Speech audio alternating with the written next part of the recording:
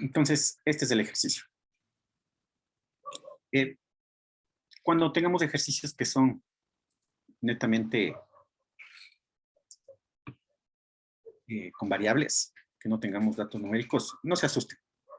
¿Sí? A veces nosotros vemos ejercicios que no tienen datos y empezamos a entrar en pánico. Entonces, simplemente hay que seguir los mismos pasos como si tuviésemos nosotros datos numéricos. ¿Sí? Y cualquier dato que no nos den, le podemos poner nosotros como una variable. ¿Sí? Aunque generalmente en estos ejercicios, como ustedes ven, nos dicen, ¿no? Por ejemplo, el auto de peso W, quiere decir que expresemos en nuestras fórmulas W como peso, nos dice la distancia recorrida X, nos dice la potencia P. Entonces, esos son nuestros datos. Entonces, nos dicen que nosotros pongamos en función de esas variables. ¿Sí? Y las que no tengamos, nosotros podemos asignarles alguna letra. ¿Sí? Entonces, por ejemplo, ¿cómo empezaríamos? ¿Qué me pide? La potencia útil, ¿no es cierto? Entonces, si me piden la potencia útil, escribo una fórmula que me relacione la potencia, ¿no? Por ejemplo, tengo yo potencia es igual a la fuerza por la velocidad. En este caso va a ser la fuerza del motor por la velocidad. Y ahora veo qué tengo y qué no tengo.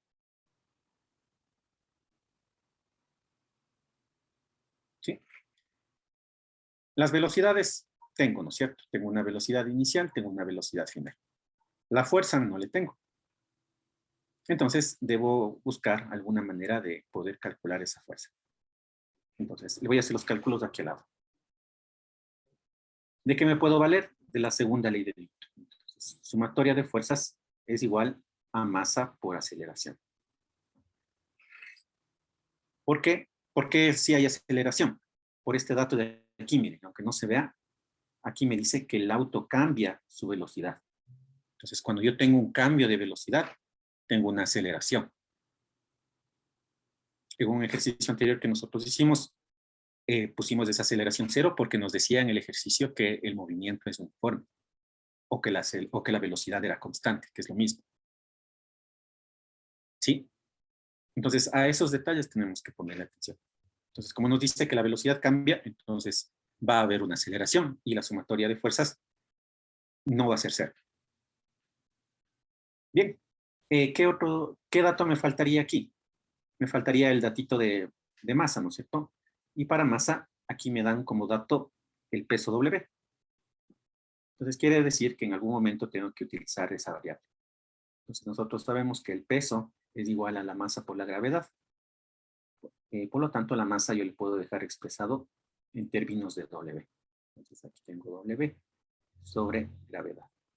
Y ahí utilizo los datos que me están dando. Si ven que sí son datos los que me están dando en el enunciado, ¿no? Entonces, tengo que tratar yo de dejar expresado en los términos que me dan. Bien, entonces aquí la sumatoria de fuerzas. ¿Qué fuerza tengo? Solo tengo la fuerza del motor, ¿no? Y esa fuerza del motor va a ser entonces la masa que acabamos nosotros de decir que es W sobre gravedad y por la aceleración.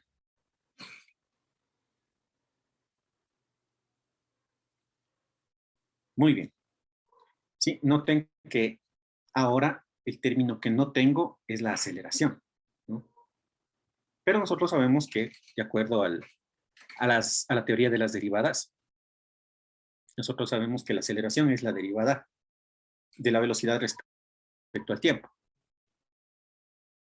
¿Sí? O también eh, trabajándole con la derivada de la posición respecto al tiempo, que es la velocidad. Nosotros también tenemos una fórmula que es velocidad por diferencial de la velocidad sobre el diferencial de la posición. Entonces tengo que ver, de acuerdo al ejercicio, cuál es la que me sirve, ¿no? Bien, entonces, reemplazo ya en mi fórmula original. Entonces tendría que la potencia es igual a la fuerza del motor, que sería W sobre G, por aceleración, ¿no? Esta sería la fuerza del motor, y por la velocidad. Listo.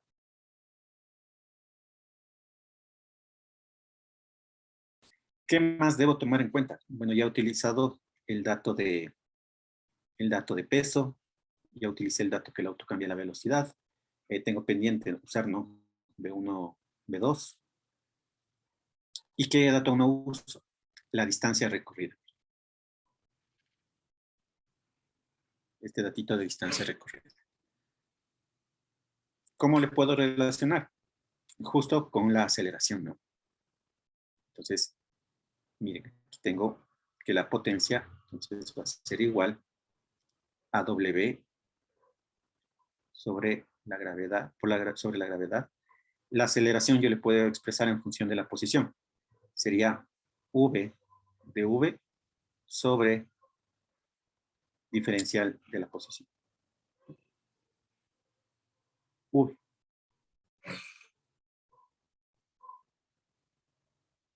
Entonces, si ustedes notaron, este V1 y V2 todavía no sabía dónde ponerles, ¿no es cierto? O sea, ¿cómo les uso?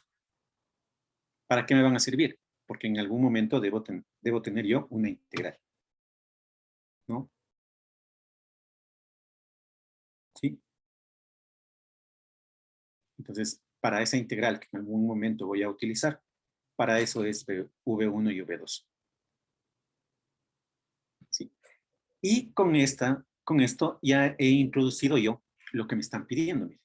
¿Qué me estaban pidiendo a mí? La distancia recorrida, ¿cierto?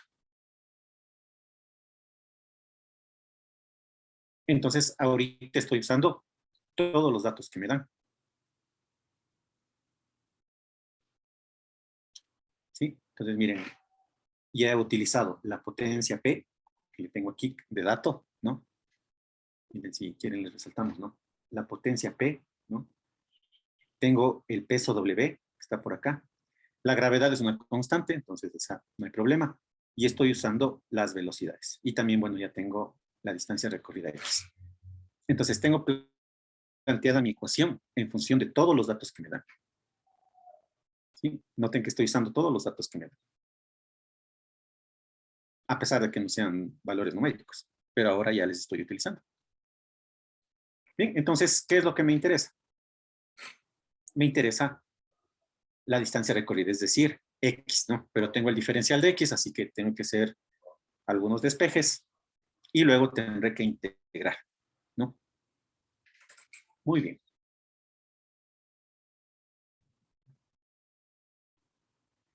Entonces, despejemos.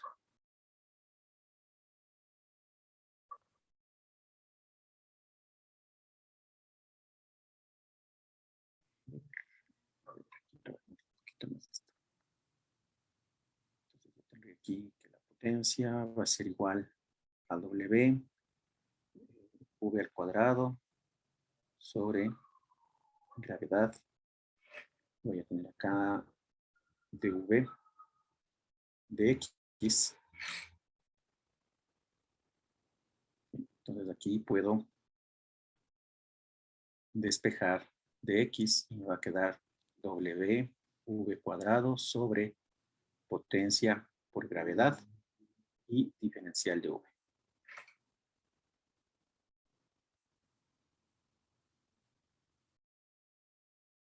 Y todo este término que tengo yo aquí, miren, W, P y G, esto es una constante, ¿no? Sí, entonces, esto es una constante. Y ahora sí ya puedo integrar. Entonces voy a integrar de X. Acá, como es una constante, puedo sacarle fuera de la integral W sobre la potencia y por la gravedad. Y voy a tener la integral de V cuadrado de U. Y acá sí tengo, ¿qué es lo que me faltaría? Poner los límites en esa integral. V me dice que va desde V1 hasta V2. Ya tengo la integral, los límites de la integral de la derecha. A la izquierda, como me pide la distancia recorrida, entonces yo podría ponerle cualquier punto de inicio, ¿no? Un X inicial hasta un X final, ¿no? O si es que quiero, yo le podría poner directamente desde 0 hasta una distancia X. ¿Sí? Considerando que le tomo como punto de inicio al 0. ¿Sí? O también le podríamos poner X inicial hasta X final. Y mi respuesta sería una variación de X. ¿Sí? Ese sería un caso más general. ¿Sí? Y dependería de cuál es mi sistema de referencia y desde dónde le estoy tomando en cuenta esa distancia. ¿Sí? Pero como en el ejercicio me pedía la distancia recorrida X, entonces por eso le estoy poniendo X, ¿no? Si solo me hubiese dicho distancia recorrida y no me hubiese dicho el X, entonces de pronto me convenía ponerle X inicial, X final. Bien, entonces integremos. Entonces integrando a la izquierda voy a tener la integral de dx es X, ¿no? ¿Desde dónde a dónde? Desde 0 hasta X. Igual. Esto es una constante, tengo W potencia por gravedad. Y acá la integral de v al cuadrado, que sabemos que es v al cubo sobre 3. Evaluado desde v1 hasta v2. Entonces, hago esta integral definida y voy a tener que x a v sobre potencia por gravedad. Y acá voy a tener v final, que sería v2 al cubo sobre 3 menos v1 al cubo sobre 3. Y si le queremos dejar un poco más resumido, podríamos ponerle que x es igual a w potencia por gravedad y también sobre 3, ¿no? Sacando el factor común ese 3. Y me quedaría v2 al cubo menos v1 al cubo. Y ese sería el resultado. Entonces noten que no fue necesario que me den datos numéricos.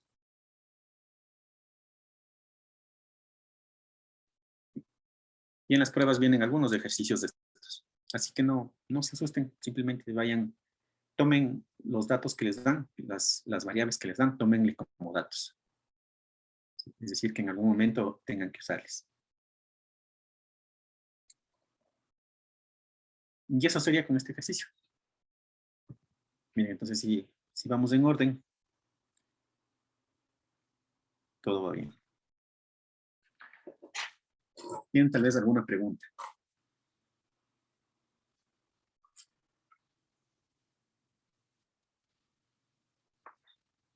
Muy bien. Entonces ahí copio.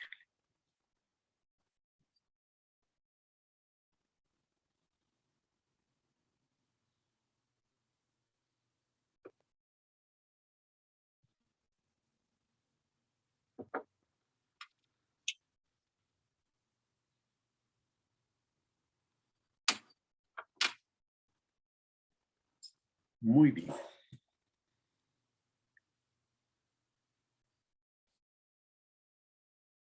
Entonces, por el momento, nosotros hemos utilizado en estos ejercicios las fuerzas de manera indistinta. ¿Sí? Entonces, vamos a hacer una diferenciación entre estas fuerzas. ¿Sí? Puede haber dos tipos. Pueden haber fuerzas conservativas y fuerzas no conservativas.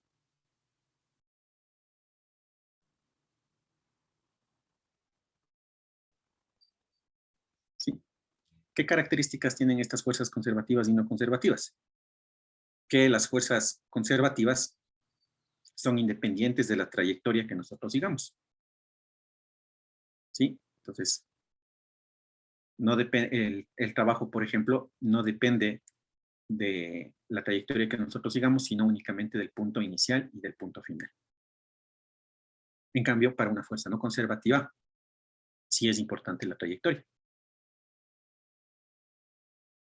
Entre las fuerzas conservativas, por ejemplo, nosotros tenemos las energías potenciales, todas ellas son fuerzas conservativas. Por ejemplo, la energía potencial gravitatoria, la energía elástica. Esas son energías, perdón, son fuerzas conservativas. Y entre las fuerzas no conservativas, las que más conocemos nosotros están, por ejemplo, la fuerza de rozamiento. Entonces, tenemos esta distinción entre fuerzas conservativas y no conservativas. ¿Cómo les podemos nosotros diferenciar matemáticamente? A través de herramientas que se conocen como el rotacional y el gradiente. Entonces, esta partecita matemática les voy a explicar. ¿Sí? ¿Por qué vamos a necesitarle para realizar los cálculos? ¿Sí? Entonces, vamos con esta parte de fuerzas conservativas y no conservativas. Primero vamos con las conservativas, que son con las que mayormente nosotros hemos trabajado y ya les conocemos. Entonces, vamos a poner aquí fuerzas conservativas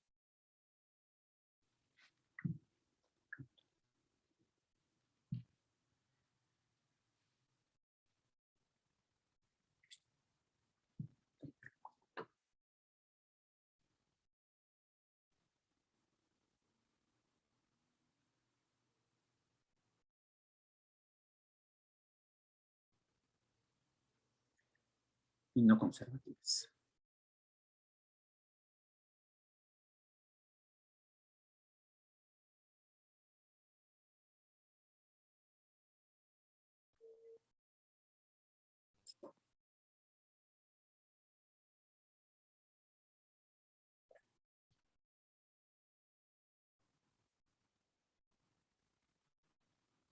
Listo.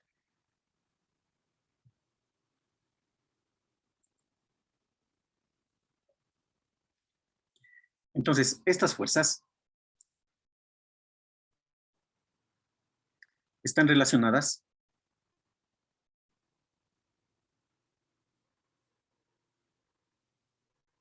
con el trabajo realizado por una fuerza.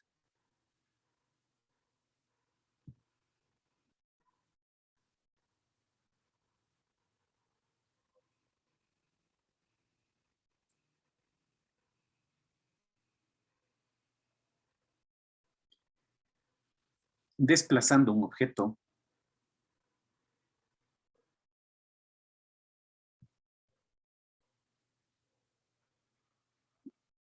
desde un punto A un punto B.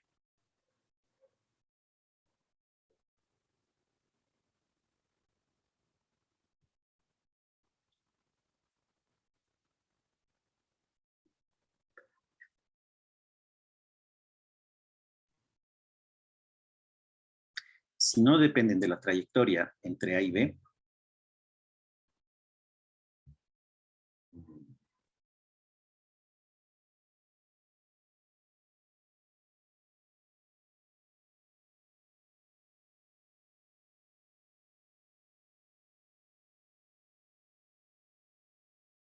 son conservativas.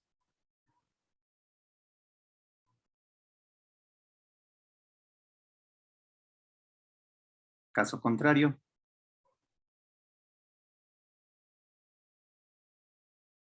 son no conservativas.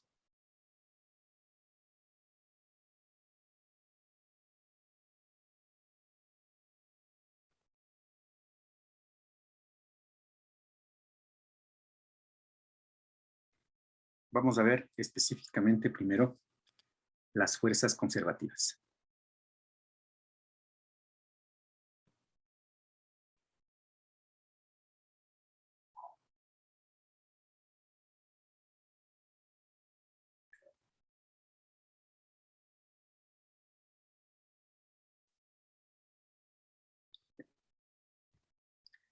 Estas fuerzas conservativas participan en la interconversión de energía mecánica.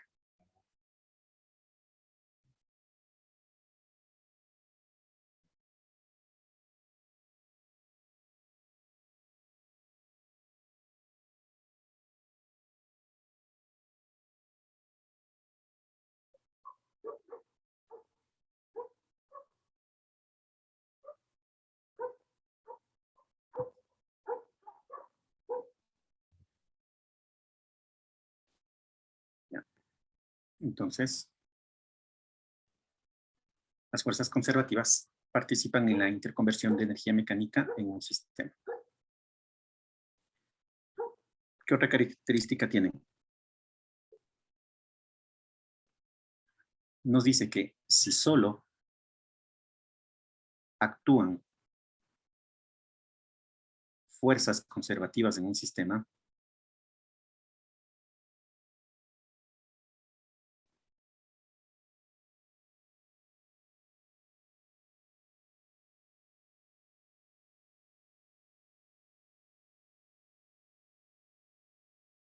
la energía mecánica del sistema permanece constante.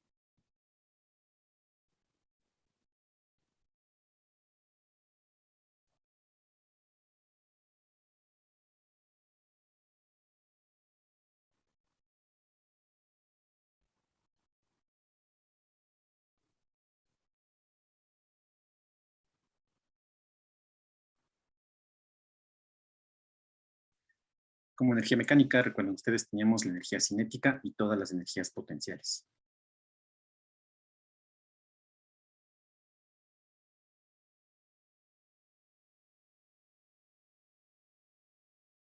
Nos dice que si la fuerza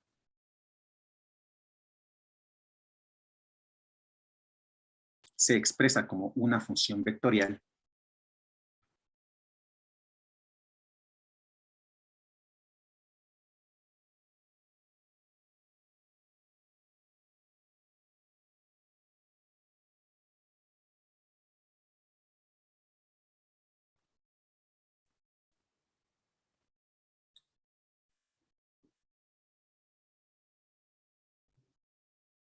y vamos a poner entre paréntesis F,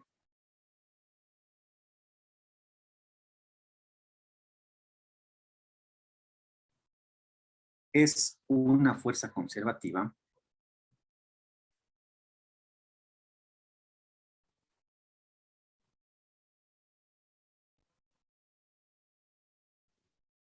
si el rotacional de F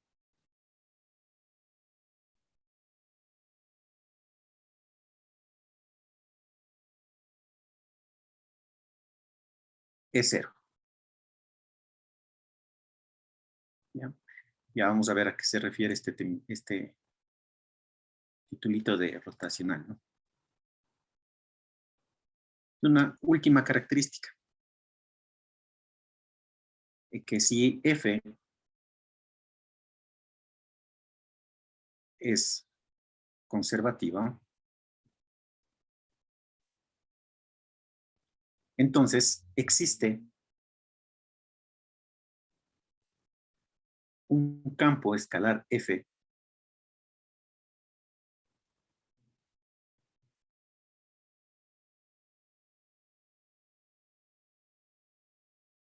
F minúscula,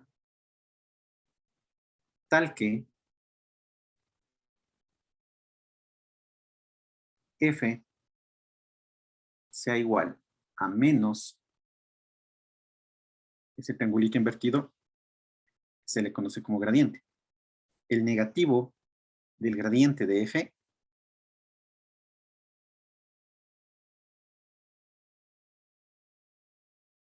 es una función conocida como función potencial.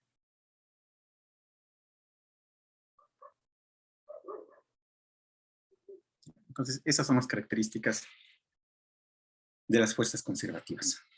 Ahora vamos a ver qué es esto nuevo que estamos viendo nosotros aquí, el rotacional, y también tenemos acá este triangulito invertido que se le conoce como gradiente, ¿no?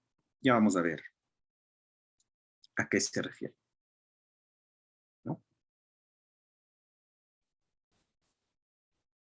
Bien.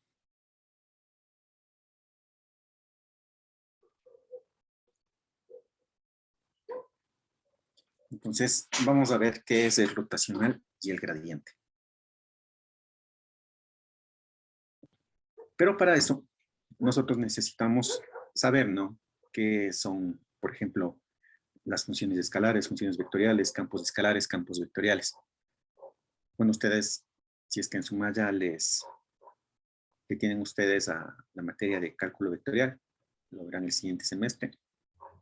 Y si no, les voy a dar un muy breve resumen de cómo poder diferenciar cada uno de ellos.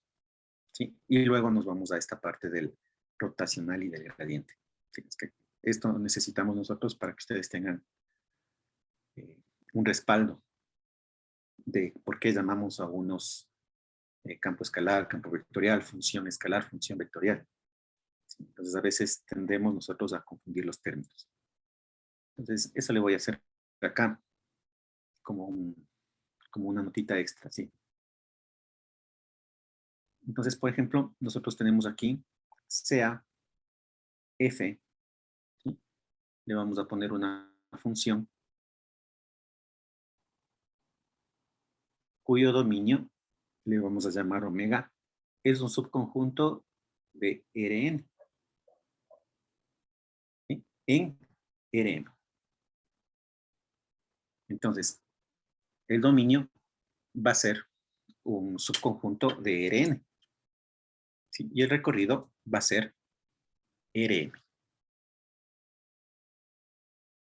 Nosotros, hasta el momento, ustedes seguramente están tomando cálculo en una variable o ya lo tomaron.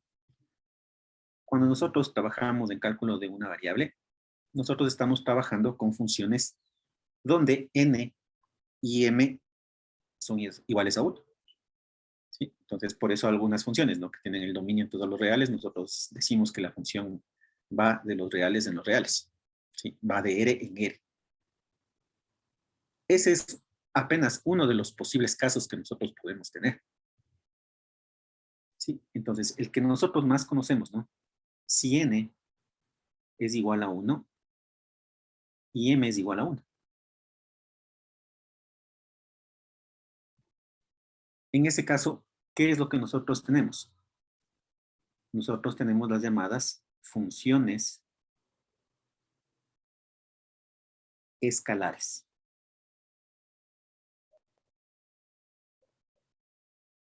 Que también nosotros les llamamos funciones reales.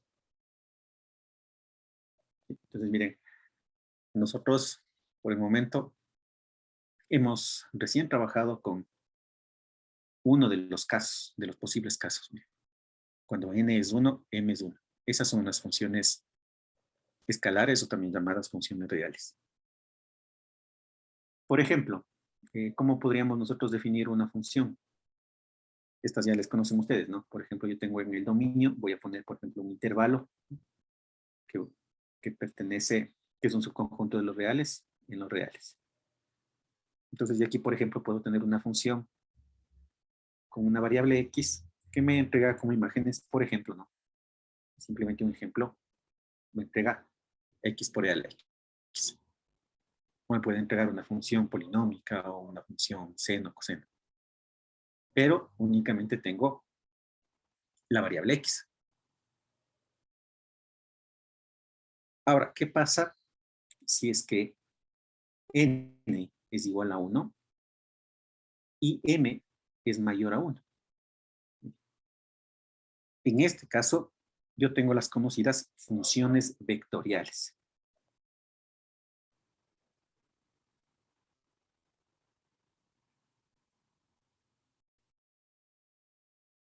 Que también se les conoce como trayectorias.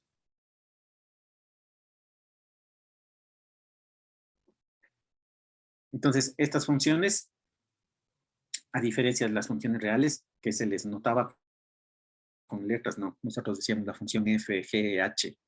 Las trayectorias generalmente se les nomina con letras del alfabeto griego. Entonces, por ejemplo, yo puedo tener una trayectoria alfa. Como mi dominio está en una dimensión, ¿no? Está solo en R, todavía le puedo tratar como un intervalo. Y va, por ejemplo, aquí m es mayor que 1. Entonces, por ejemplo, hagámosle un ejemplo pequeñito. Por ejemplo, si es que m es 2, ¿ya? Entonces, yo aquí tomo una variable que sería x y voy a tener ahora dos elementos como salida. Entonces, si tengo dos elementos como salida, entonces, por ejemplo, yo podría tener un vectorcito x cuadrado, por ejemplo, y a la x.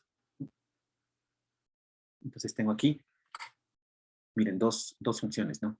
Una funcioncita que va a ser x cuadrado y otra funcioncita a la x. Pero tengo dos elementos, miren. Es un vector de dos elementos, ¿no? Por eso se llaman funciones vectoriales.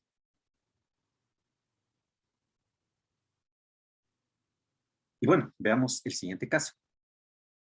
Entonces, por ejemplo, si n es mayor a 1 y m es igual a 1.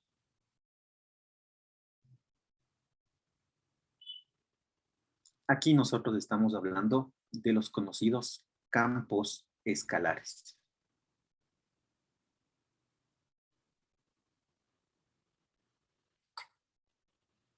Sí, estamos hablando de los campos escalares.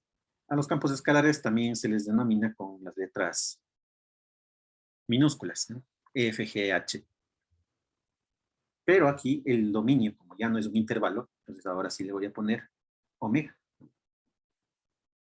Omega es en términos generales. Por ejemplo, yo le podría poner en R2.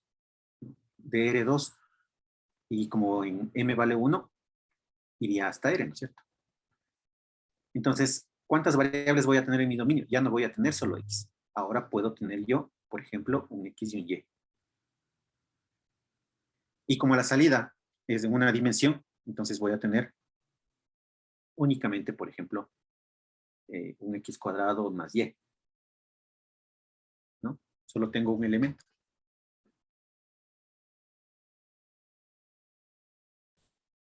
Y ahora vamos al último caso. El último caso sería si n y m son mayores a 1.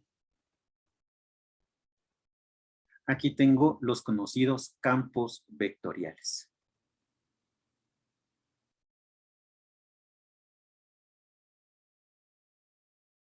A los campos vectoriales generalmente se les denomina con las letras del alfabeto, pero en las mayúsculas. Aquí hagamos un ejemplo. Por ejemplo, digamos que estoy en R3. Entonces aquí tengo omega subconjunto de R3 en R3.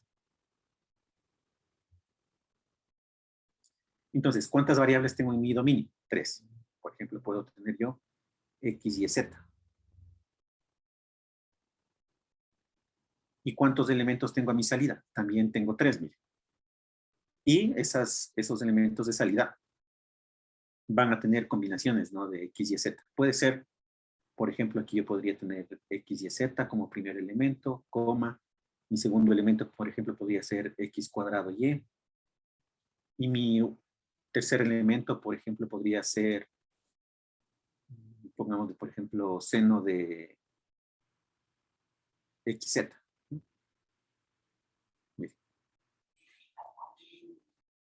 Entonces, esas son las funciones que yo puedo tener. Pueden notar que con el cálculo de una variable apenas hemos estudiado una porción de todas estas posibilidades de funciones y de campos. Bien. Entonces, ¿por qué hicimos esta breve revisión? Por esto, ¿no? Porque noten ustedes que cuando les di las características de las fuerzas conservativas, aquí decía, ¿no? Dice, la fuerza se expresa como un campo vectorial. ¿Qué quiere decir? Que yo voy a tener este tipo de notación. Entonces, los campos vectoriales tendrán esa forma. Entonces, voy a tener fuerzas que voy a tener, por ejemplo, elementos de X y Z. Este probablemente es un caso que nos encontremos. X y Z y que tenga como salida, por ejemplo, una componente en Y, una en J y una en K. Y acá también nos decían, ¿no? Que si F es conservativa, existe un campo escalar tal que el gradiente es una función potencial. ¿Cómo va a ser la forma de ese campo escalar? Como este, ¿no es cierto? Va a ser de esta forma. ¿Sí? Entonces, noten ustedes que vamos a utilizar campos escalares y campos vectoriales. ¿Sí? Que todavía Probablemente en el cálculo ustedes todavía no lo revisan. Pero con esta pequeña introducción espero que sepan de qué se trata. ¿Sí? Y les vamos a poder aplicar con un poquito más de criterio. ¿De acuerdo? Entonces, esa es la idea de este pequeño resumen que está al lado derecho. Bueno, entonces ahora sí, veamos de qué se tratan estas operaciones que hemos introducido aquí, ¿no? El gradiente y el rotacional. Entonces, vamos primero con el gradiente.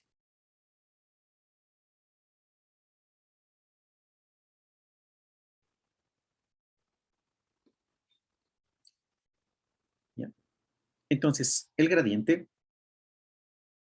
¿sí?, se le denota por este símbolo. ¿Sí? Que es el símbolo conocido como nabla. ¿Sí? Y en física generalmente nosotros le ponemos con una flechita de vector. Entonces se le suele llamar vector gradiente. ¿Sí? Entonces este vector gradiente también se le conoce como el operador nabla y representa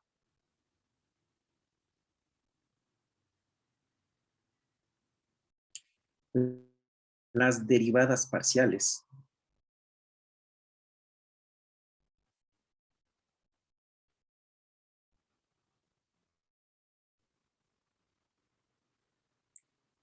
de cada variable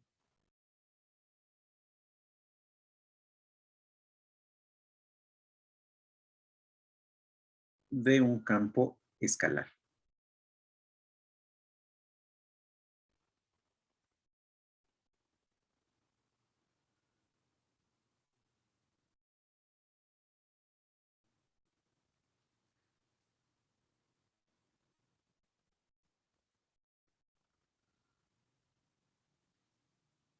¿Sí? Entonces, por ejemplo, vamos a hacer un ejemplito en R3. ¿Ya?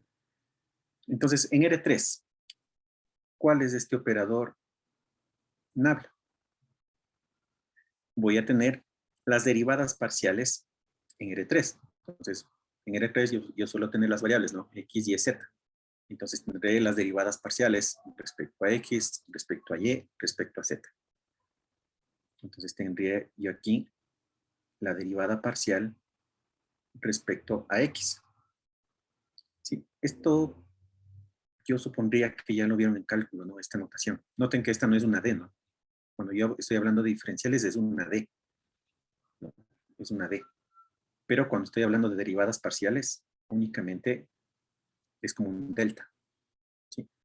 No es una D, es como un delta. ¿Sí? ¿Y qué representaba una derivada parcial?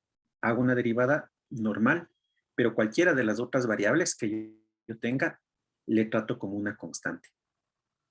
¿Sí? Entonces, ese es el principio. Ya vamos a hacer un ejemplito. Entonces, tengo acá más la derivada parcial respecto a y, más la derivada parcial respecto a z. Ese es el operador nabla. Entonces, son las derivadas parciales en x, en y y en z. ¿Sí? Esto es un vector, ¿no? ¿Sí? Si es que ustedes le cambian la notación. ¿Sí? Bueno, en algunos textos ustedes van a encontrar esta notación, ¿no? Van a encontrarse con esto. El operador nabla sin la flechita, van a encontrarse así. Derivada parcial respecto a x, coma, derivada parcial respecto a y, derivada parcial respecto a z. Es lo mismo que está arriba. ¿Sí? Entonces, es un vector. Solo que son dos formas de notación distintas. ¿Sí? En física estamos más acostumbrados a notarles con los vectores unitarios, con I, J y K.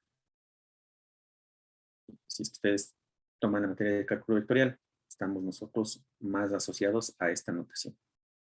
Que es una notación un poquito más resumida. Sí, pero es lo mismo, ¿no? Nosotros principalmente trabajaremos con la notación de arriba. ¿Sí? Únicamente les quiero hacer notar que esto es un vector. ¿Sí? Es un vectorcito. Por eso sobre el operador nabla tenemos la flechita. ¿Ya? Entonces, así sería el gradiente en R3. Si tuviese yo el gradiente en R2, únicamente tendrá derivada parcial en X y derivada parcial en Y. Entonces, tengo, ¿no? Ahí ya el operador nabla. Y ahora voy a tener una función también. Entonces voy a definir una función f. Voy a definirle de R3 en R. Y voy a tener, ¿no? Si estoy en R3, voy a tener un x, y, z. Y voy a tener como resultado, por ejemplo, un 4x y al cuadrado z al cubo. ¿Qué es esto? Es un campo escalar, ¿no?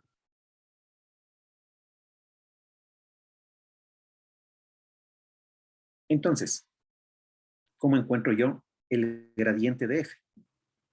Voy a ponerle en palabras. Gradiente de f. ¿Cómo encuentro el gradiente de f?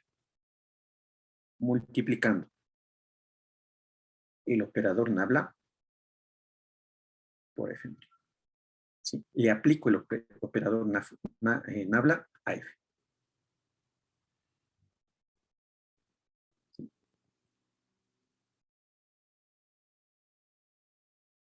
Otra forma de notar, ¿no? Que es una notación un poco más correcta, ¿no? F depende de x y z. Entonces, esa sería una notación más correcta. En algunos textos ustedes van a encontrarse así, ¿no? Así solo el nabla f. ¿Sí? Pero es una notación que se usaba hace algunos años. Ya es un poquito antigua esa notación. Bien, entonces, ¿a qué será igual esto? ¿No? Primero, debo ver que tanto el operador nabla como la función estén en la misma dimensión, ¿no? Los dos están en R3. Entonces, lo que yo voy a tener aquí es derivada parcial respecto a X. ¿De qué? De mi función, ¿cierto? De mi función que está en X, Y, Z, en Y. Más la derivada parcial de la función respecto a Y, en X, Y, Z. Y más la derivada parcial de la función respecto a Z.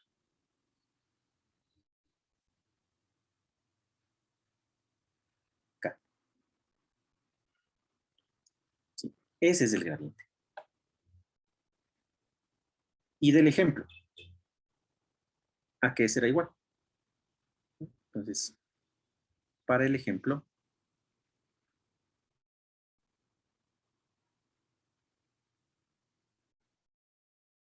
yo voy a tener el gradiente de f de x y z va a ser igual. La derivada parcial de la función con respecto a x. ¿Sí? Como estoy sacando derivada parcial respecto a x de esta función, de la que estoy resaltando en rojo, bueno, mejor le voy a poner un amarillito. De esta función, ¿no? Necesitamos sacar el gradiente. Entonces, la derivada parcial con respecto a x, y y z son constantes, salen fuera de la derivada de x va a ser 1. Por lo tanto, aquí yo tendré únicamente 4y al cuadrado z cubo en y, más la derivada parcial respecto a y. Sí, entonces, este 4x y este z al cubo son constantes, únicamente derivo el y cuadrado. La derivada del y cuadrado sería 2y. Por el 4 me quedaría 8, ¿no es cierto? Me quedaría 8x, y, z al cubo en j. Más. Ahora derivo respecto a z. Entonces, 4xy cuadrado va a ser constante. Entonces, solamente debo derivar z. Z al cubo, la derivada sería 3z cuadrado. Entonces, 3 por 4, 12. 12xy al cuadrado, z al cuadrado. Y esto sería en k.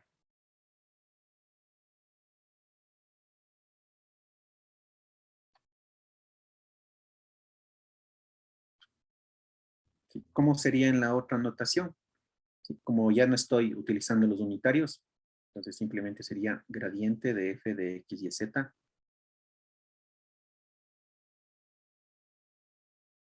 va a ser igual a 4y al cuadrado, z al cubo, 8xy z al cubo, y sería 12xy cuadrado, z al cuadrado.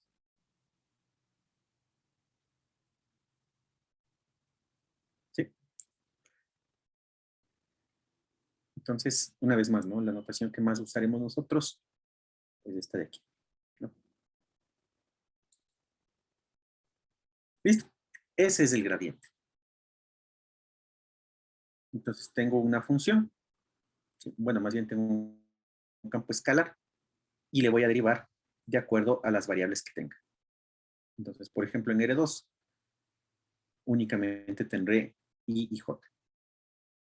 Este es el caso tal vez más completito que vamos a tener, que es en R3. ¿Sí? En física trabajamos hasta R3 nomás.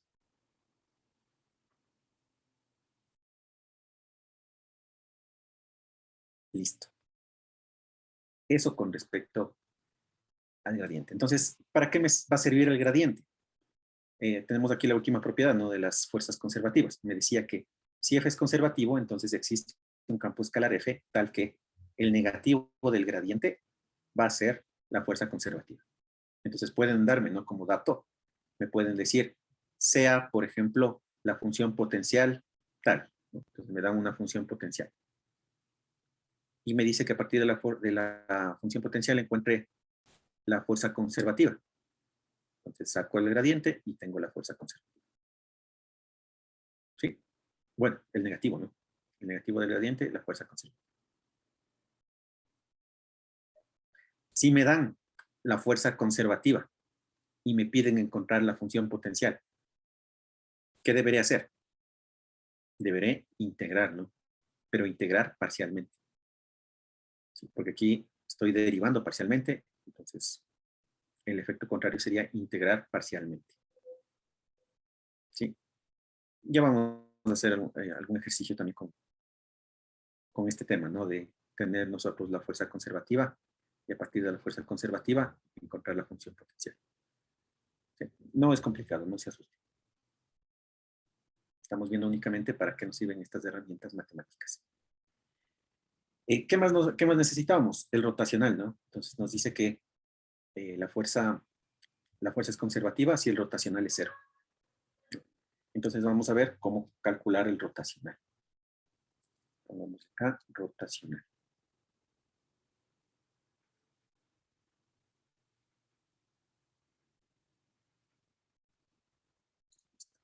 Tengo ahí el rotacional.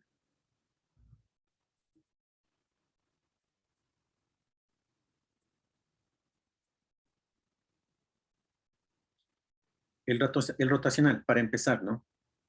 Se aplica en campos vectoriales. Entonces el rotacional se aplica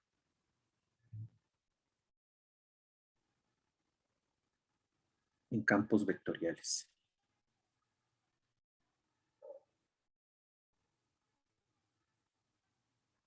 Bien. Ya que es igual el rotacional. El rotacional no es nada más, por ejemplo, de la función f, no es nada más que el operador nabla cruz la función, que en nuestro caso es la fuerza.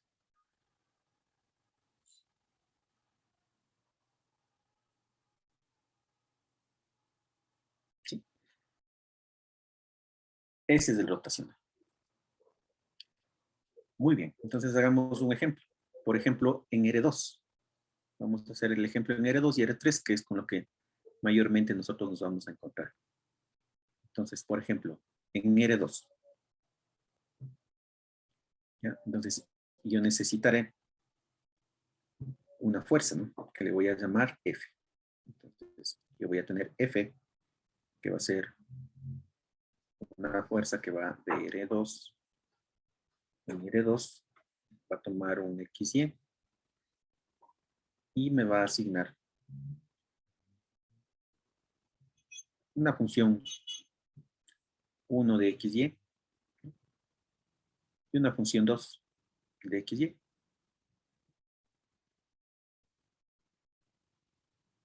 ¿Sí? Que nosotros podríamos cambiarles de nombre para que sean más fáciles de trabajar únicamente, para que sea algo más intuitivo. Le voy a poner que esa es la componente, por ejemplo, de la fuerza en X y esta la componente Y. Entonces nosotros le podríamos expresar a esto también como, por ejemplo, Fx en Y, ¿no? Más Fy en J. O con la otra notación, ¿no? Fx, Fy. Entonces, esa va a ser nuestra fuerza, que le vamos a llamar F. Y ahora calculemos el rotacional. Entonces, el rotacional de F, vamos a hacer un producto cruz. Pero un producto cruz únicamente en R2. Entonces, solo voy a tener componentes Y y J. ¿No? En el producto cruz, recuerden, es importante el orden. ¿Sí? Porque el resultado de un producto cruz es otro vector. ¿Sí? Y la dirección de ese vector va a depender del orden de los operandos. Entonces tengo aquí nabla, que sería derivada parcial respecto a X, ¿no? Y acá sería derivada parcial respecto a Y. Y acá tengo las dos componentes, que sería la componente en X y la componente en Y de la fuerza.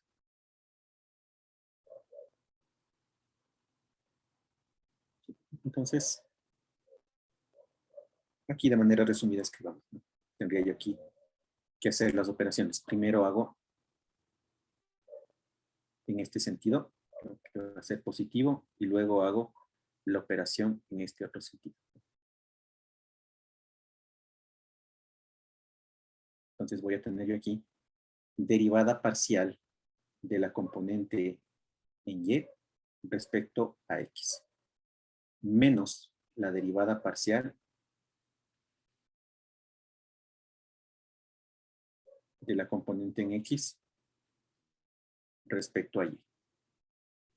Y le ponemos sus unitarios. A ver, esto sería solo aquí, ¿no? Y esto tendría dirección K.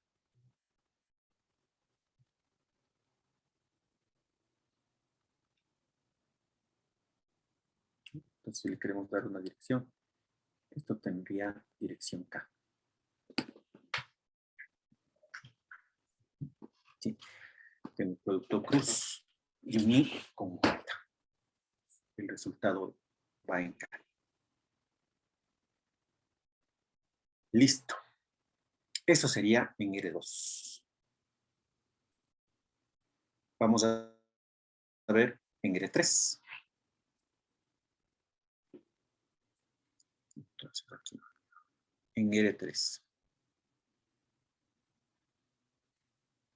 Pongamos aquí una fuerza también que le vamos a representar con la F. Y pongámosle de R3 en R3.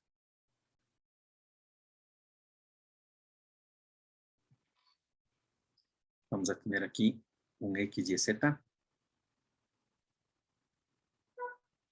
Y le vamos a asignar, tendríamos tres componentes, ¿no? Tendríamos una componente 1 de la fuerza, que estaría en X y Z. Tendríamos una segunda componente en X y Z. Y tendríamos una tercera componente, también en X y Z.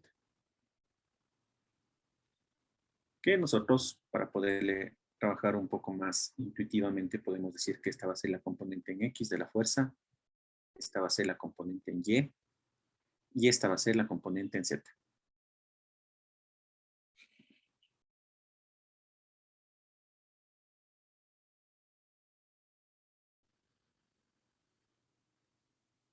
Igualmente, ¿no? Podemos ponerle que este va a ser la componente en X en Y, FY en J, FZ en K. Esto también podríamos ponerle así.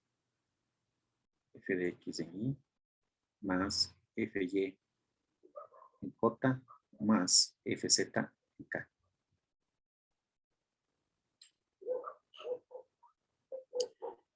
Muy bien. ¿Y el rotacional? El rotacional de F va a ser igual. Entonces aquí ya tengo IJ y K. IJ y K.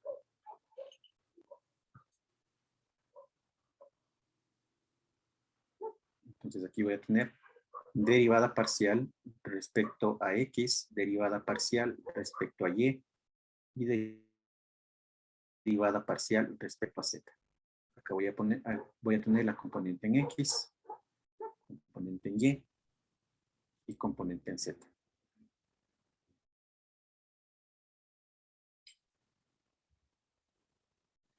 De manera que el rotacional en R3, lo voy a escribir acá abajito, voy a tener 3 componentes.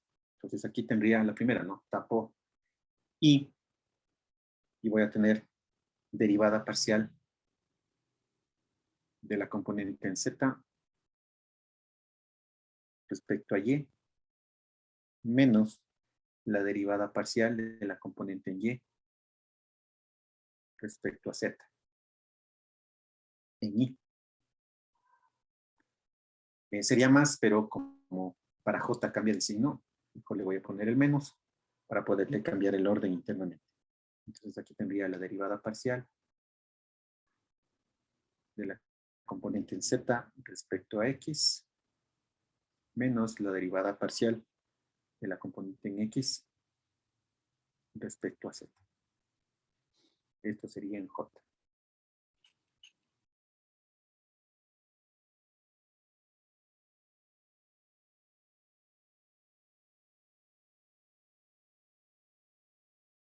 Y sería más la que me falta, ¿no? Sería derivada parcial de la componente en Y respecto a X menos la derivada parcial de la componente en X respecto a Y. Y esto sería en K. Sí. Ese sería el rotacional.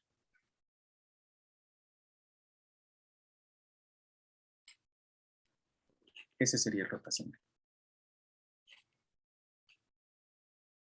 Entonces, ¿qué me decía la teoría?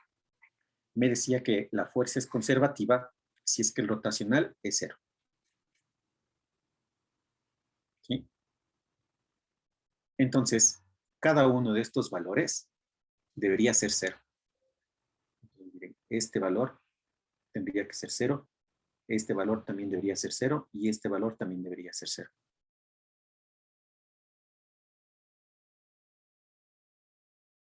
Escribámosle acá abajito. Entonces, si f, ¿sí? La función f, bueno, escribámosle la fuerza mejor. Si la fuerza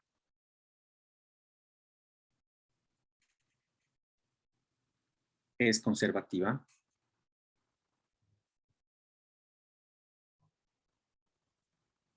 entonces el rotacional de f tiene que ser igual a 0.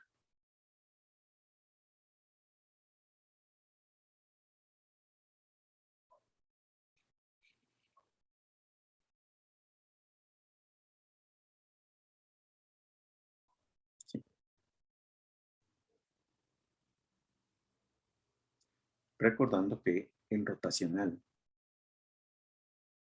de F es igual al producto cruz del operador nabla con la fuerza.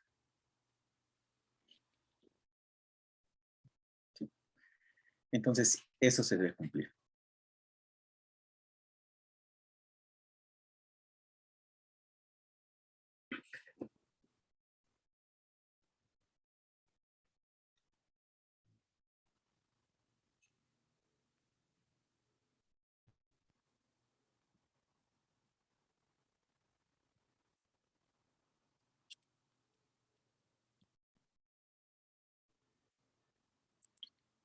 ¿Ya? Hagamos un ejercicio de rotacional. A ver, déjenme verle.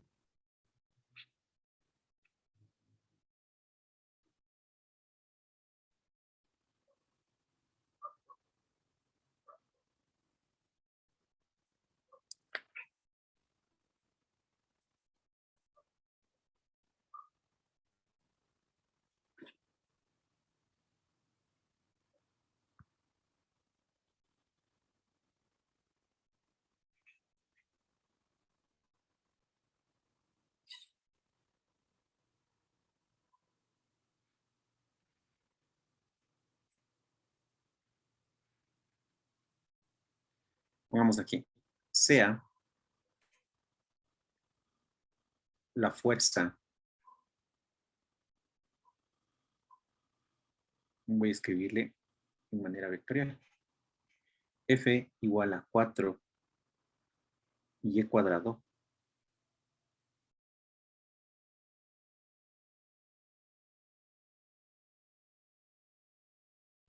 z al cubo y más 8x y z cubo en j más 12x y cuadrado z cuadrado en k. Determine si es conservativa o no.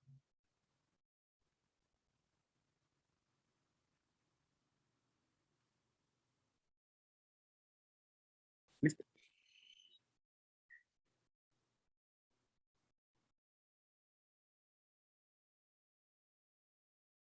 Entonces, determinemos si es o no conservativa.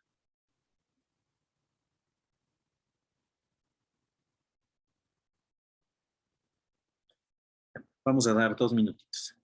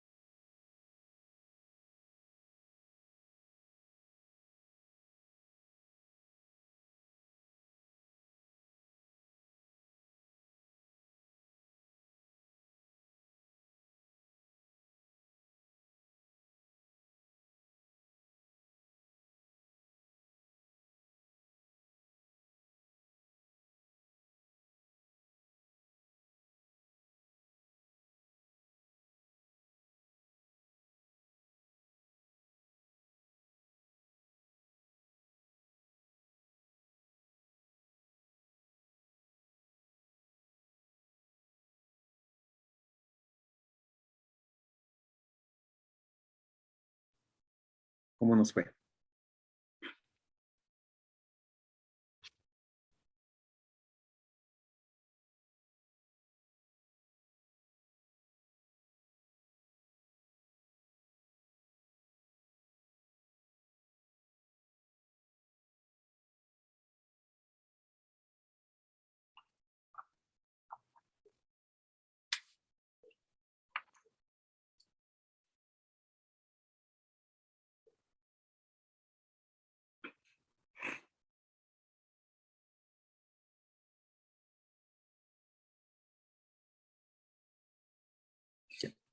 Si es Note, conservativa. si es, Si es. si es, no es. O sea, O sea, no sé si me si, estabas si afirmando. es. Sí sale que es conservativa. Sale cero. Ajá. El rotacional es cero. Muy bien. Ya. ¿Alguien más? ¿Alguien que nos diga que no es? Sí. La fuerza, en este caso, sí es conservativa. ¿Ya? ¿Qué les recomendaría yo, por ejemplo, cuando en algún ejercicio les pidan calcular si es o no conservativa? Vayan calculando término a término. Y si alguno de esos términos es diferente de cero, ya no es conservativa. ¿Sí? Porque para que sea conservativa, los tres elementos I, J y K deben ser cero. Si alguno de ellos es diferente de cero, ya no es.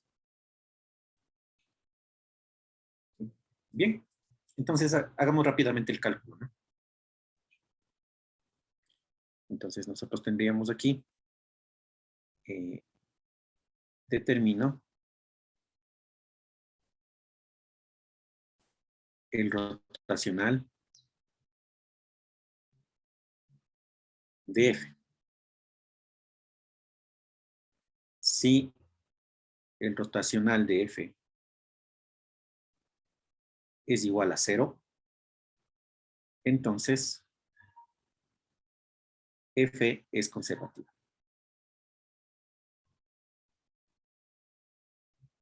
¿No?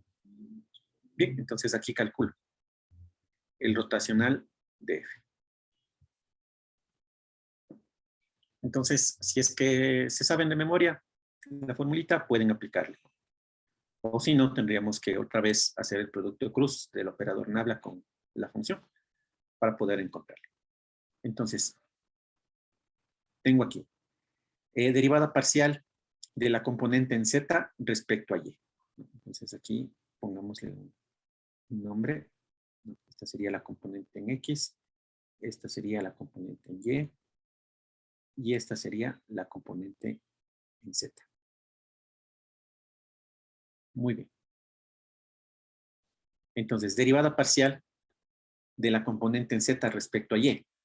¿Sí? Este 2 del Y cuadrado baja y me queda solo Y. El resto de variables funcionan como constantes. Entonces tendría yo 24x y z al cuadrado. Eso me quedaría. Menos. Tengo ahora la derivada parcial de la componente y respecto a z. Entonces, este z cubo baja el 3 por 8, 24. Y me quedaría z cuadrado. El resto constantes. Entonces me quedaría 24xy z al cuadrado en y.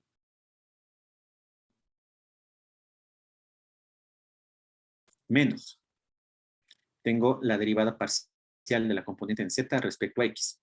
Entonces aquí el x se hace 1 y me quedaría solamente 12 y cuadrado z cuadrado. Menos la derivada parcial de la componente en x respecto a z. Entonces aquí este z cubo baja el 3 y me queda z cuadrado. Entonces me quedaría 12 y cuadrado z cuadrado. J. Y más, me falta el último término, que es la derivada parcial de la componente en y respecto a x. Entonces aquí este x se hace 1, me quedaría 8 y z al cubo. Menos derivada parcial respecto a y de la componente en x. Entonces baja el cuadrado del y por 4, se hace 8, me queda y por z al cubo en k. Entonces cada uno de estos términos se va a hacer 0. Entonces voy a tener aquí 0, acá voy a tener 0 y acá voy a tener 0. Entonces aquí el rotacional de F es igual a 0. Entonces, F es conservativa.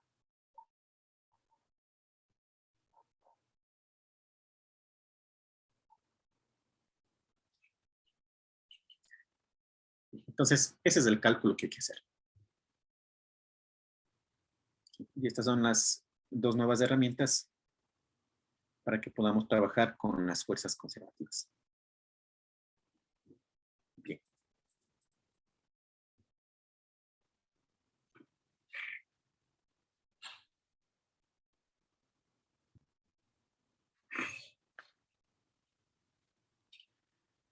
Vamos a ver qué sucede con el trabajo de una fuerza conservativa. Vamos a ver qué características tiene.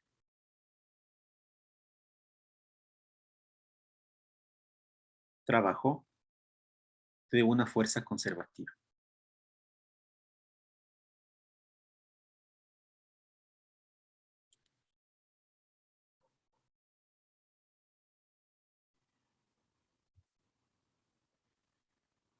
Entonces, el trabajo con una fuerza conservativa es independiente de la trayectoria. Eso ya habíamos dicho antes, ¿no? Entonces, el trabajo es independiente de la trayectoria.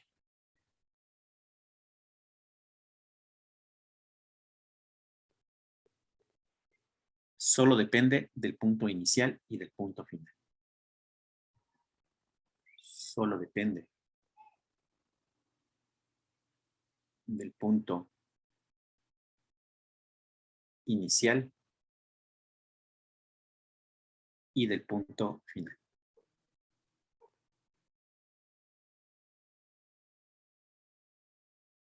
¿Qué otra característica tiene?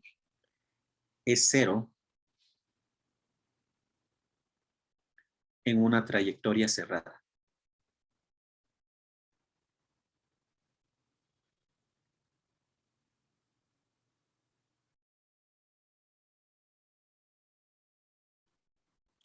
Y además, está asociada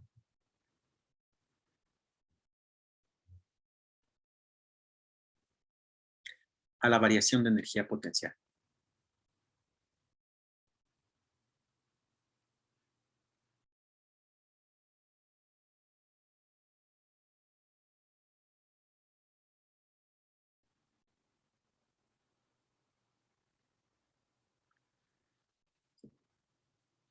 Entonces, si ustedes recuerdan cuando calculamos el trabajo de la fuerza gravitacional y la fuerza elástica, nosotros teníamos que eran el negativo de la variación de las energías potencial gravitatoria y elástica, ¿no?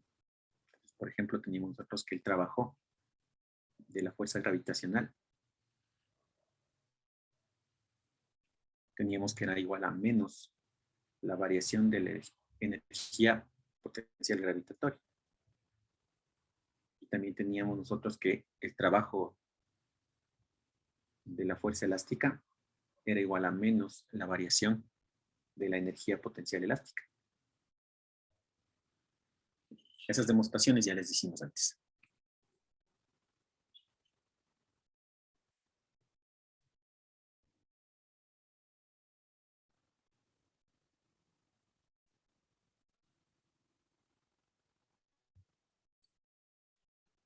Bien.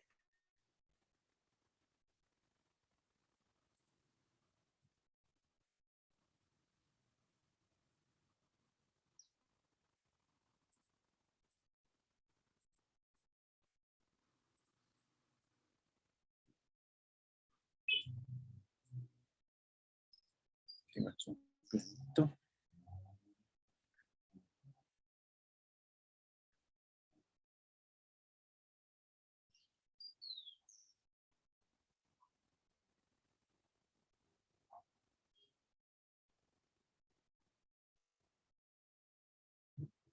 Un planito X y Z. Tengo por aquí un punto A. Tengo por acá un punto B. Y tengo aquí diferentes trayectorias para llegar de A a B.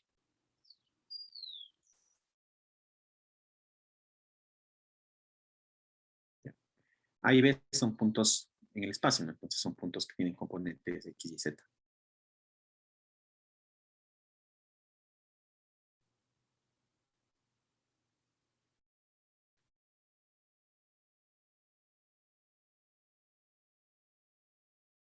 Bien. Y por aquí tengo una fuerza.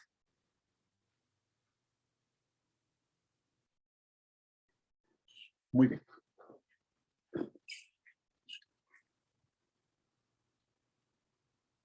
Entonces vamos a ver qué es lo que sucede con el trabajo y las fuerzas conservativas.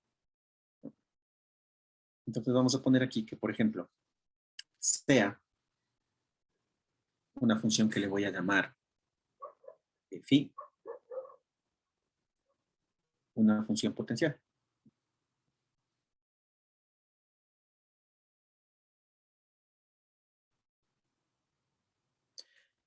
Si es que phi es una función potencial en R3,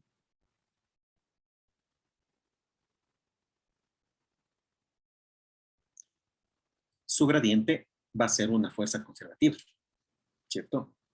Entonces, si yo tengo, por ejemplo, phi, ¿no? Que va a ser una función de x, y, z, si es que yo tengo el gradiente de phi, ¿qué es lo que voy a obtener? Voy a obtener una fuerza F. ¿Y qué característica va a tener esa fuerza F? Que va a ser conservativa. ¿Sí? Entonces, F, si es que aquí,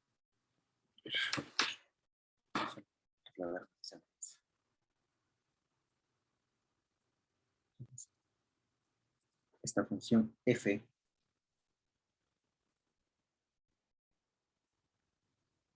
será conservativa.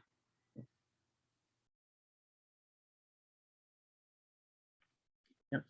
Entonces, si phi es una función potencial, su gradiente es una fuerza y esa fuerza va a ser conservativa. Por lo tanto, aquí F, yo puedo ponerle como la derivada parcial de phi respecto a x en y, más la derivada parcial de phi respecto a y en j, más la derivada parcial de phi respecto a z en k.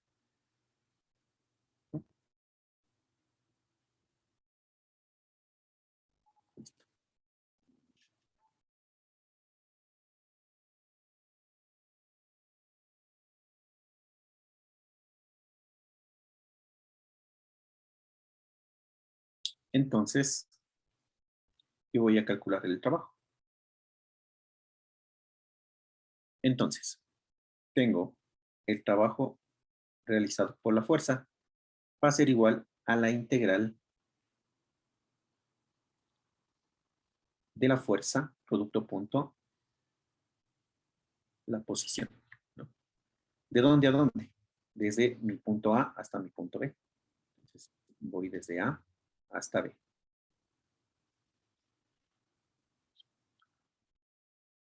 Y realizo este cálculo. Entonces, tengo aquí el trabajo de la fuerza, va a ser igual a la integral desde A hasta B. Tengo yo la fuerza, que es igual al gradiente de la función potencial. Entonces sería derivada parcial respecto a x más la derivada parcial de phi respecto a y más la derivada parcial de phi respecto a z en k.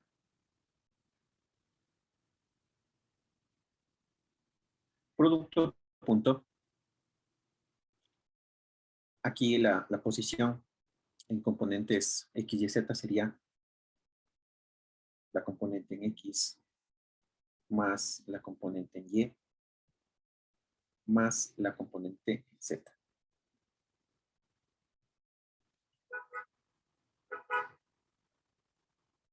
Entonces, haciendo este producto punto, tenemos la integral desde A hasta B.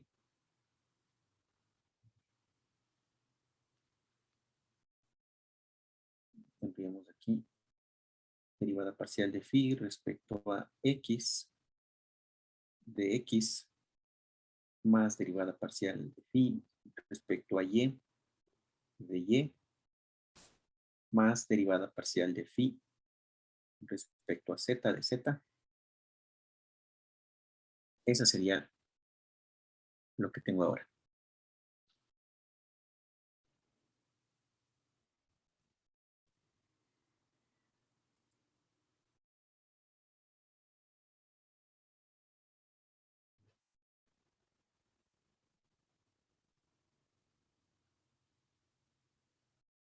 ¿Bien? Y todo este término es el diferencial de phi. Por lo tanto, voy a tener yo que el trabajo de la fuerza va a ser igual a la integral desde a hasta b del diferencial de phi. Que integrando voy a tener yo que va a ser phi evaluado desde a hasta b.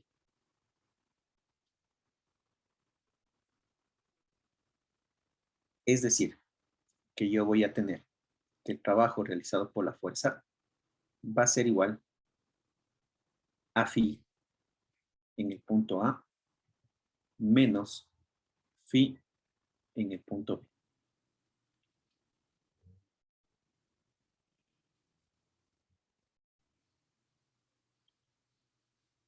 ¿Sí?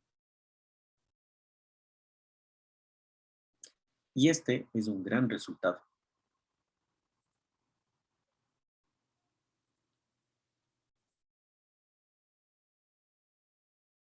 Entonces, ¿qué es lo que me está diciendo este resultado? Me está diciendo que si es que mi fuerza es conservativa, para calcular el trabajo, no tengo que hacer todo este cálculo de la integral, sino que simplemente evalúo la función potencial en el punto inicial. Ay, perdón, aquí es al revés. En el punto final, menos la función potencial evaluada en el punto inicial.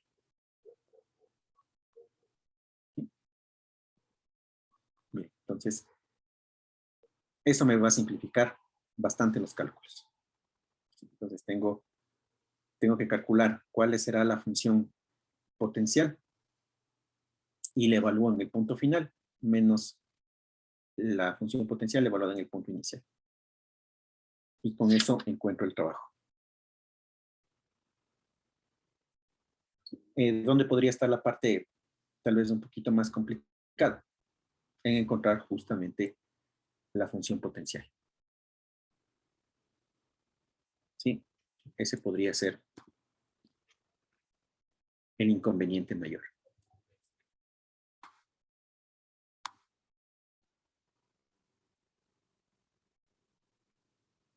Bien.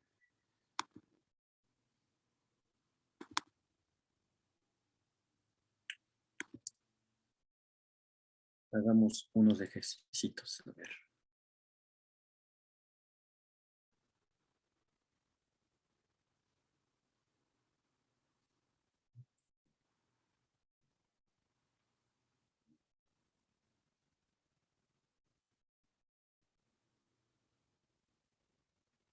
Ya. A ver, hagamos este ejercicio que está medio simpático.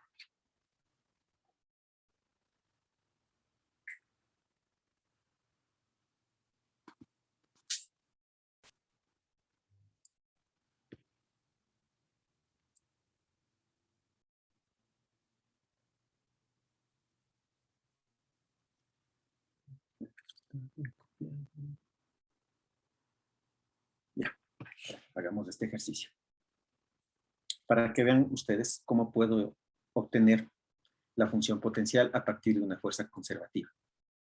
Sí, porque el caso contrario es más sencillo, ¿no? Si tengo la función potencial, únicamente saco su gradiente y tengo la fuerza conservativa. Pero ahora, ¿qué pasaría si tengo la fuerza conservativa y necesito la función potencial? ¿Sí? Entonces, vamos a ver cómo se hace. Vamos a hacer aquí un ejemplito. Dice, primero, nos dice, verifique que el campo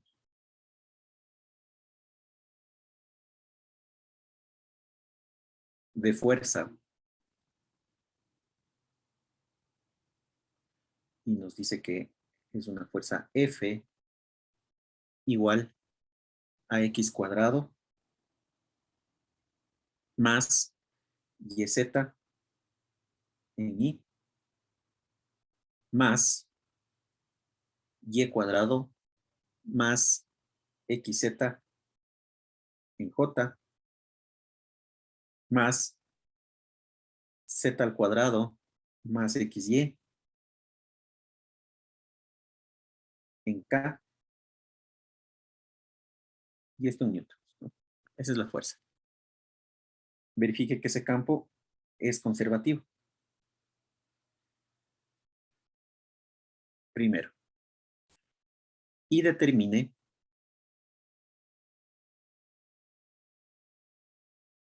el trabajo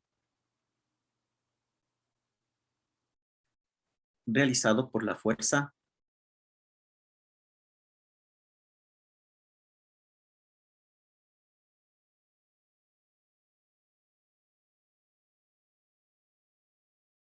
al mover una partícula desde el punto A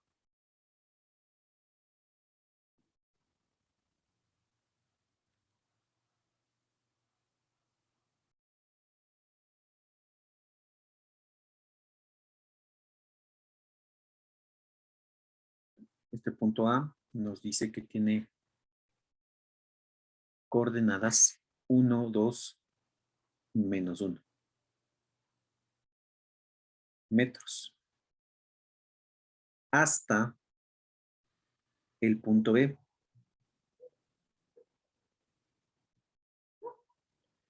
Este punto B tiene coordenadas menos 1, 0, 2 en metros.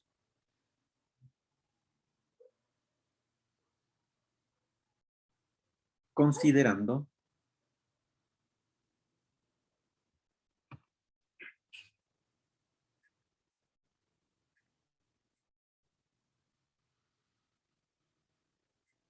la función potencial.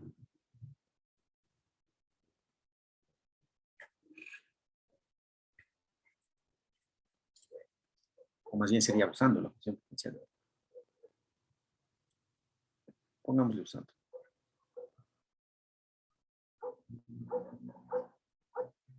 Listo. Entonces, tiene dos partes de este ejercicio, ¿no? Nos dice, verifique que el campo, en primer lugar, sea conservativo y luego nos pide calcular el trabajo, ¿ya? Usando la función potencial. Entonces, si utilizo la función potencial, tendré que aplicar esta última formulita que nosotros dedujimos. ¿Sí? Pero no tengo la función potencial. Y algo adicional. La función potencial únicamente puedo obtenerla siempre y cuando la fuerza sea conservativa. ¿Sí? Entonces, por eso el ejercicio me dice primero que determine si es que esta fuerza es conservativa o no. Porque si la fuerza no es conservativa, ya no puedo encontrar la función potencial. ¿Sí? Entonces, ese también es a veces un error. Entonces, solemos nosotros empezar asumiendo que la fuerza es conservativa. Y tratamos de calcular una función potencial. Y no vamos a poder calcularla. ¿Sí? Los cálculos matemáticos no nos van a cuadrar. ¿Sí? Entonces, primero verificamos que la función sea conservativa. Y de ahí sí podemos encontrar la función potencial. Bien.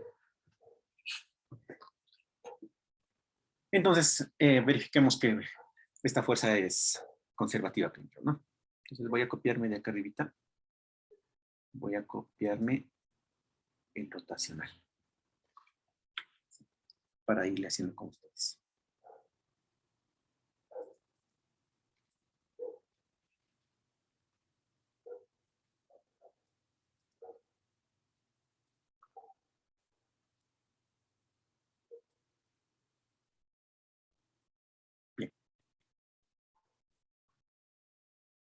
Entonces resolvamos.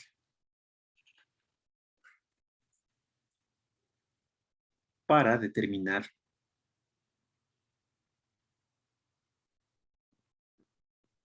si F es conservativa,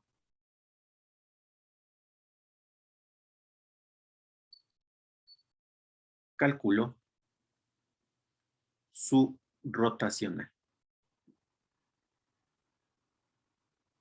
Entonces, este es el rotacional de F.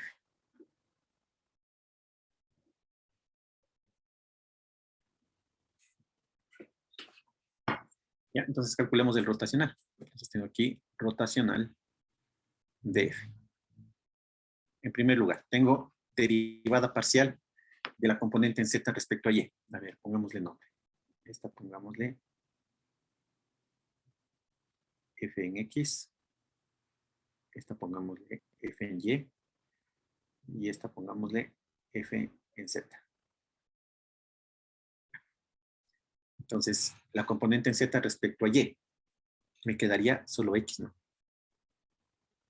Menos la componente en Y respecto a Z, me quedaría solo X. Menos la componente en Z respecto a X. Respecto a X me quedaría Y. Menos la componente en X respecto a Z. X respecto a Z me queda Y también. Más, tengo aquí la componente en Y respecto a X.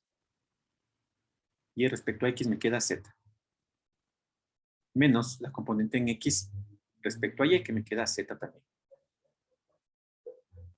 K. Entonces aquí me queda que el rotacional es igual a 0.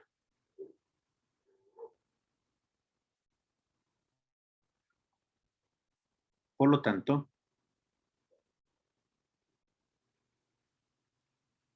F es conservativa.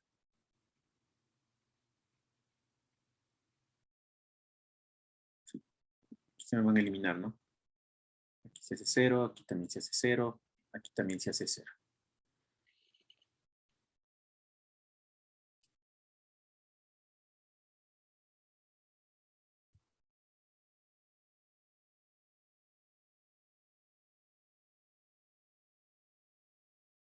Muy bien. ¿Sí? Entonces ya calculamos, miren el rotacional. Entonces ya vemos que efectivamente es una fuerza conservativa.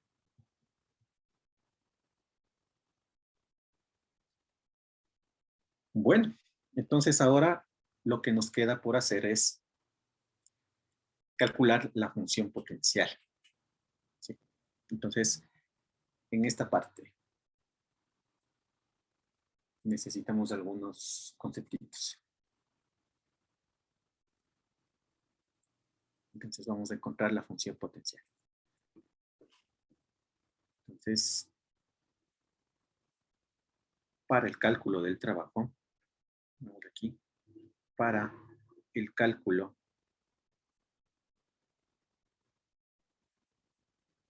del trabajo,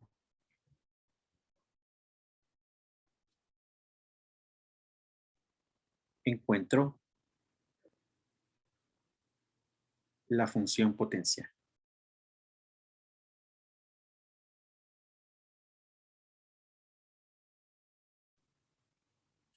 ¿Sí? Encuentro la función potencial. Voy a copiarle la funcioncita acá abajo.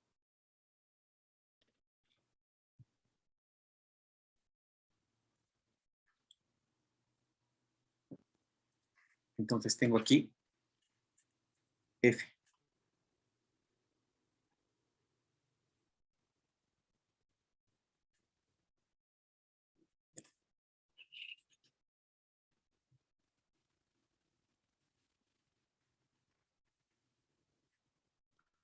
Entonces, lo que me dice a mí la teoría es que el gradiente de esta función potencial es igual a F.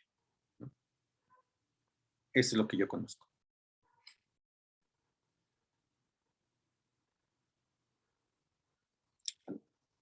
El menos gradiente, perdón.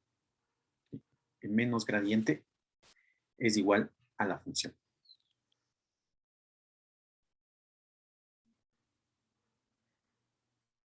¿Listo?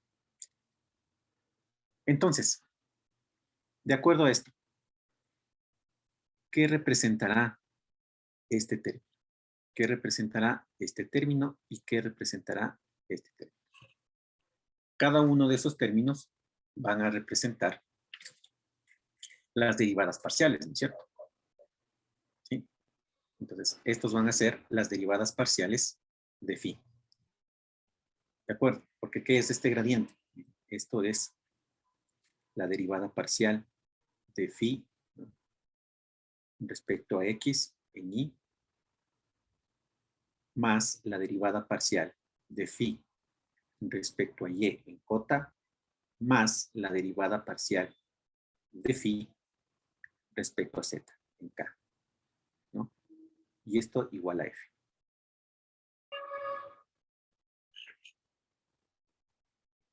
¿De acuerdo?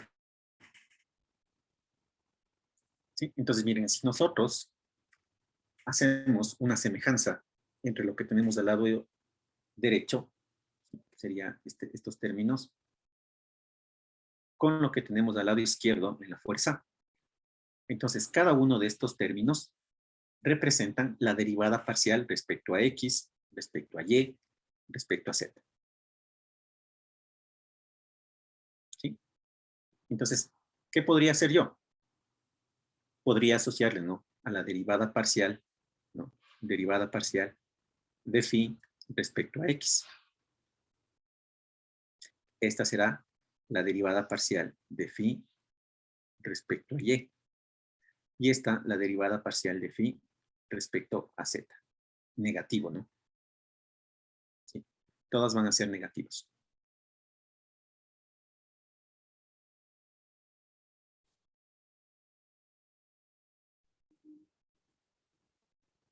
¿Sí? Pero, para facilidad, podemos nosotros trabajar con el positivo y al final le cambiamos el signo. ¿Sí? Eso también podríamos hacer, ¿no es cierto? ¿Sí? Decir que el gradiente de phi es menos la fuerza. ¿Sí? Entonces, por ahora, nos convendría, ¿no?, trabajar con el positivo. ¿Sí? Entonces, diciendo que esto es menos la fuerza. ¿Sí? Entonces, con esa pequeña aclaración, entonces yo puedo realizar esta aproximación. ¿De acuerdo? Todos tienen entendido por qué hicimos esto y por qué decimos que las derivadas parciales de phi son cada una de las componentes de f, ¿no? Sí, esa partecita debería estar clara. Entonces, a partir de eso, nosotros vamos a ir construyendo la función potencial. Nos quedan 10 minutitos, veamos si alcanzamos. Espero que sí alcancemos. Entonces, de acuerdo a esto, ¿no? Entonces yo tendría que la derivada parcial de phi respecto a x va a ser igual a x cuadrado más yz. Voy a tener que la derivada parcial de phi respecto a y va a ser igual a y cuadrado más xz. Y voy a tener que la derivada parcial de phi respecto a z va a ser igual a z cuadrado más xy.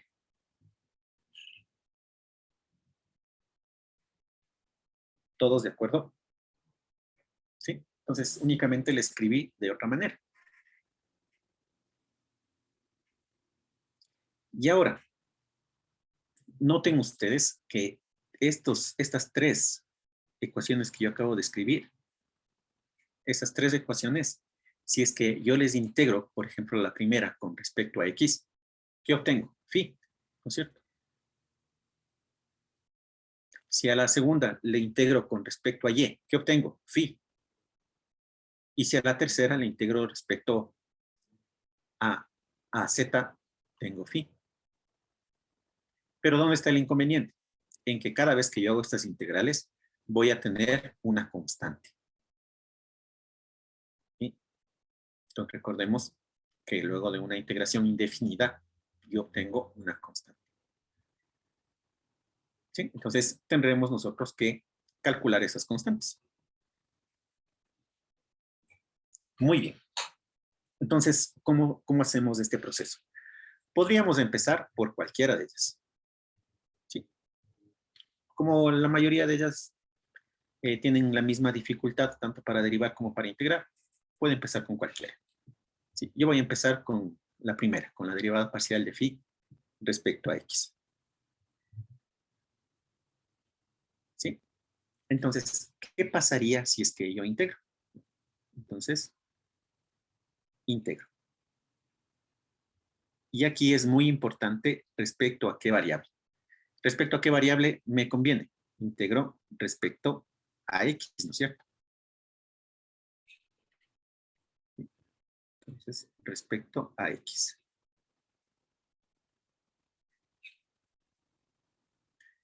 ¿Qué es lo que obtengo entonces? Entonces, yo voy a obtener lo siguiente. Voy a obtener phi, ¿no es cierto? Si integro respecto a x, voy a obtener phi, que va a ser igual a x cubo sobre 3 más x, y, z. ¿Y más qué? Más una constante.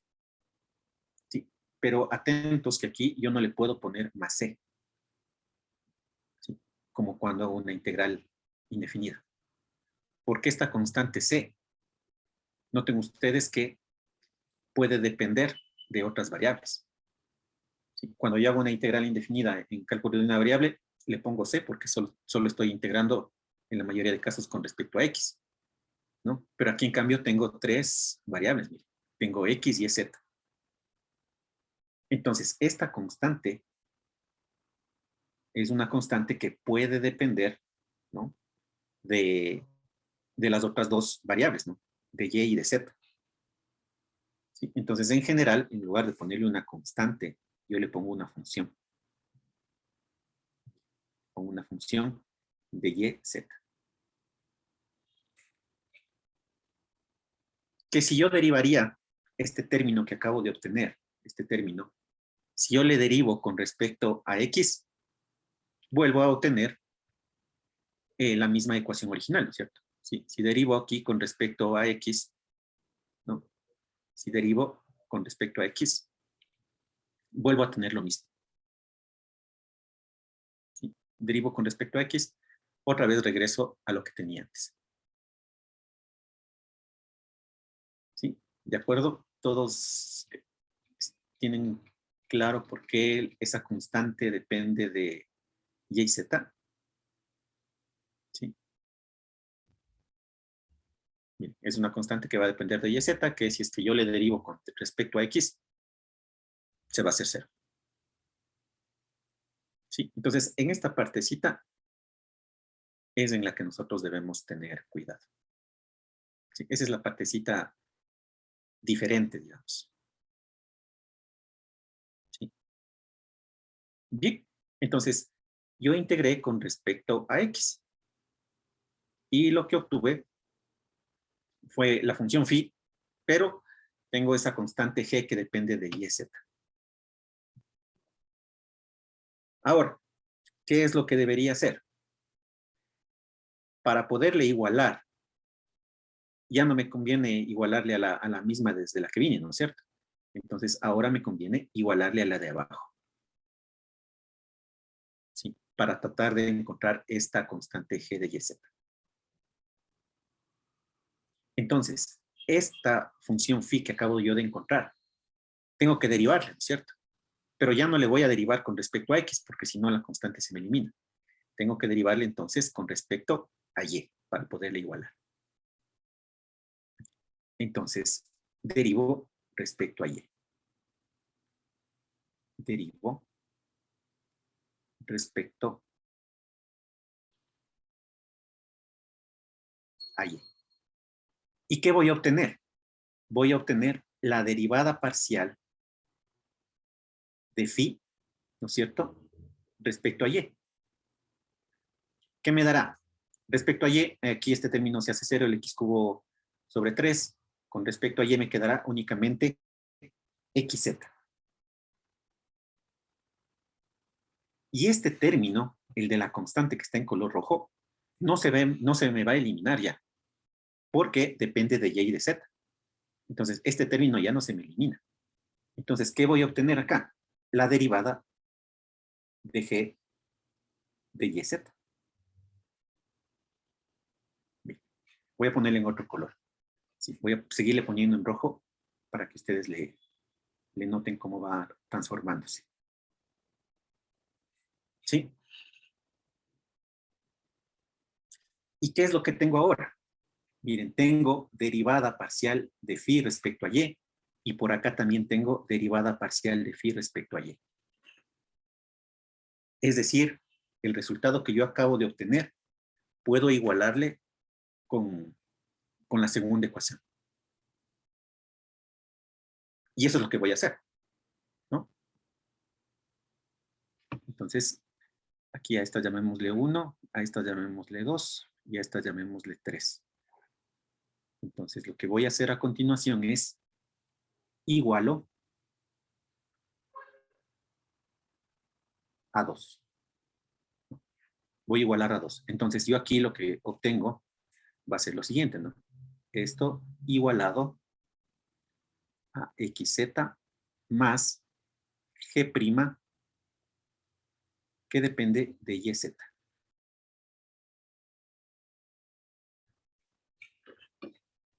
¿Sí le vemos? Y cuando ustedes hagan este trabajo, siempre va a haber términos que se eliminen. Si la fuerza es conservativa, voy a tener elementos que se eliminan. Si es que no hay elementos que se eliminan, algo hice mal. O la fuerza no es conservativa. Noten que aquí en este caso se me va a eliminar esto, ¿no? El xz. ¿Y qué obtengo? De aquí yo obtengo que g' de yz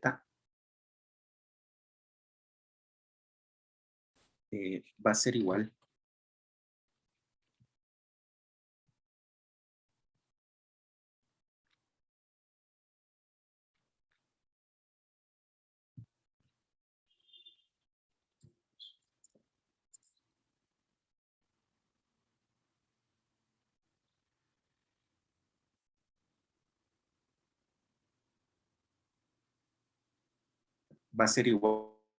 a y al cuadrado.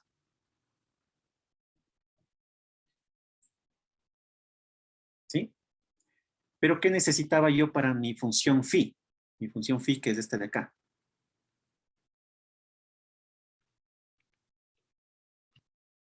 Mi función phi, que es esta. ¿Qué necesitaba? G de yz. Y yo tengo ahorita g' de yz.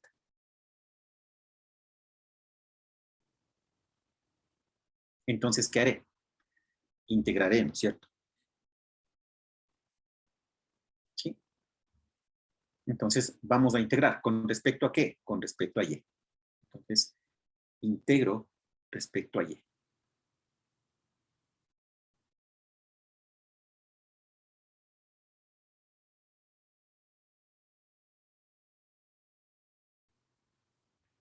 Y voy a obtener, ¿no es cierto?, que g de yz va a ser igual a y cubo sobre 3.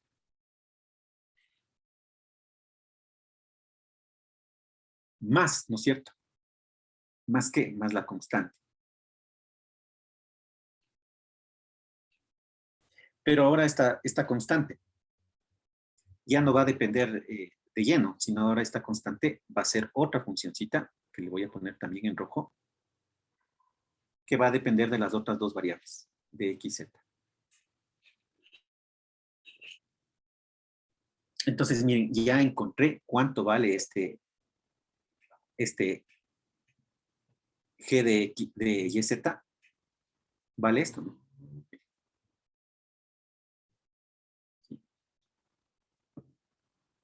Y todavía tengo esta última constante h de x, z.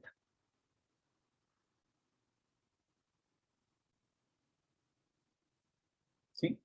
Entonces, ¿cuál será mi nuevo phi hasta este punto? Mi nuevo phi hasta este punto. Entonces, yo tengo aquí que phi va a ser igual a x sobre 3 más x y z más y al cubo sobre 3 más h de x, z. Miren cómo le voy construyendo.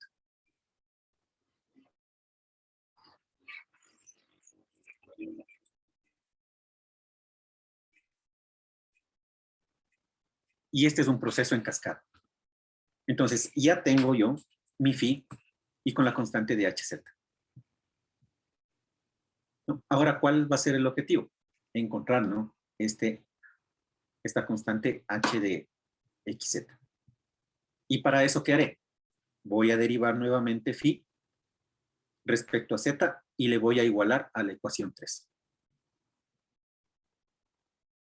Y de ahí me va a salir h de xz.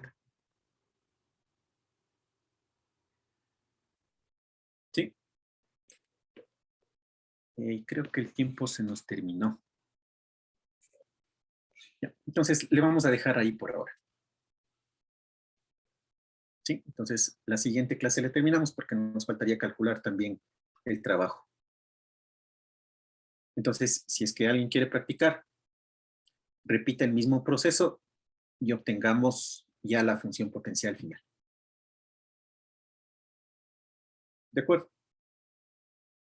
Bien, chicos, entonces nos vemos en la clase del día viernes. Y ahí Ya, Inge. Gracias. que pasen bien. Hasta luego.